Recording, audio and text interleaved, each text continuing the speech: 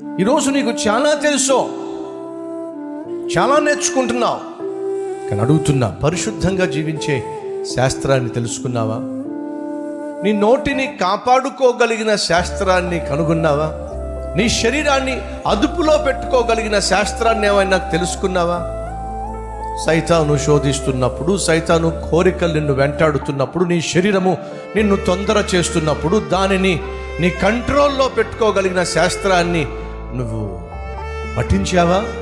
ఈ లోకంలో ఉన్న చాలా శాస్త్రాలు నేర్చుకుంటున్నావు, కానీ నీ జీవితానికి సంబంధించినటువంటి శాస్త్రం సంగతి ఏమిటి?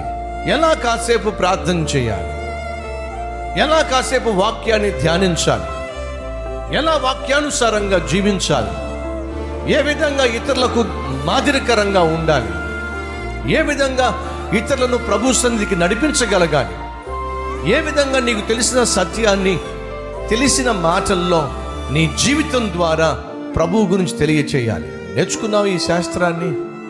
స్వార్థపూరితమైన జీవితాన్ని పక్కన పెట్టు, అవకాశవాదిగా జీవించే జీవితాన్ని పక్కన పెట్టు. క్రీస్తును కలిగి ఆ క్రీస్తును క్రియల్లో చూపించే ఒక మంచి వ్యక్తిగా జీవించు. ఆ మంచితనమే నీకున్న ప్రతి అవసరాన్ని అద్భుతంగా తీరుస్తుంది.